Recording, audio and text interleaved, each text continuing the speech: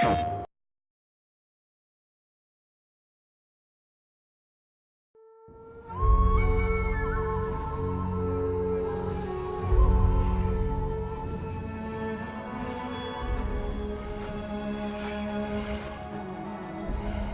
I'm Matt Birch from Heavy Spectrum, here to talk about Shadow of the Beast. I'm James Hawkins from Worldwide Studios, also here to talk about Shadow of the Beast. So this is Arbron and Zelik. At the start of the game, Arbron is very much a captive. He's just a pawn for the evil people within this world, Malatoth and Zelik. And it's represented very literally with him being an animal on a leash. You've got quite a lot of moves in your arsenal. You've got the basic attack moves that if you get the timing just right, you can get these perfect strikes. But also, you're able to do counters, and block is incredibly powerful. A hint to anybody who wants to play the game and do really well at it, use block.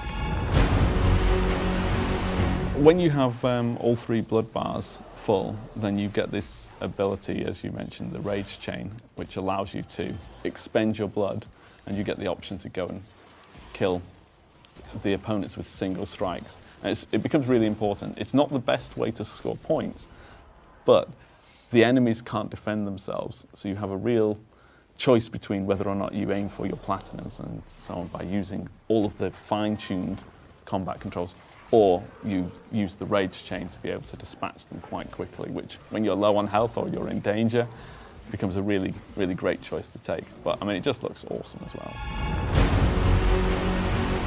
One of the key specials in terms of your early plays in the game is using the ability to gain health from your enemies.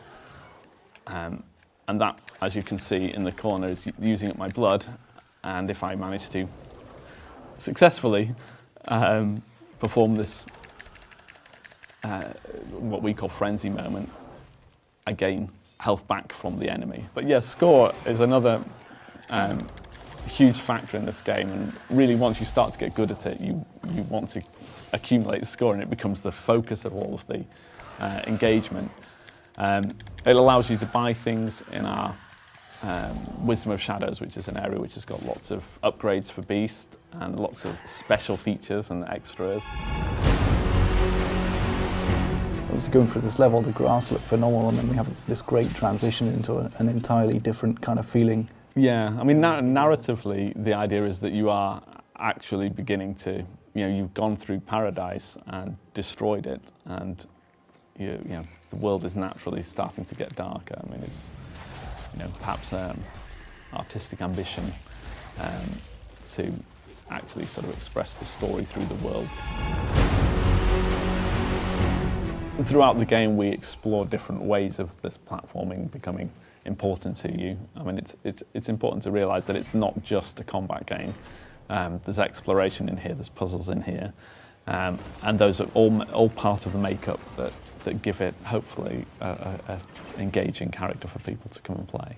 You've probably noticed it's been reasonably two-dimensional up to this stage. Well, we've been moving like left and right, and now we've moved like up and down, so I'm guessing now we're going to move, well, I know we're going to move in and out, so let's jump in the teleport. And yeah, I mean, this is one of the things that is just lovely about working with a 2.5D game. You get to frame these incredible sort of journeys throughout, and these teleporters that we encountered earlier in the level are now active, so solving that machine puzzle was actually really has opened up new ways of navigating in the level. One of the things we haven't shown yet is the smart bomb, basically. I think we should show the smart bomb here. Okay. It gets us out of the fight, but basically, well, when we're surrounded anyway, the smart bomb is good. So I will now use one. There we go. That's a good way of trimming the enemies down. That does buy you a window, and it's great because it's instant. All the enemies are different as well. Each level has its own version of enemies with nuances to their attacks.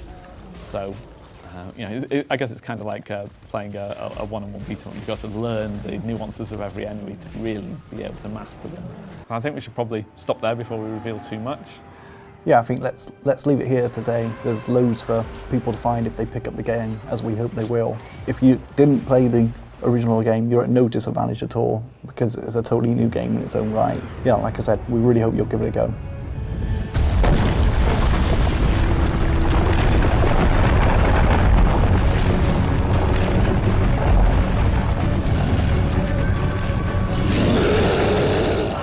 But if you really want to get into it, you're going to have to play it on Beast difficulty, and that's quite brutal.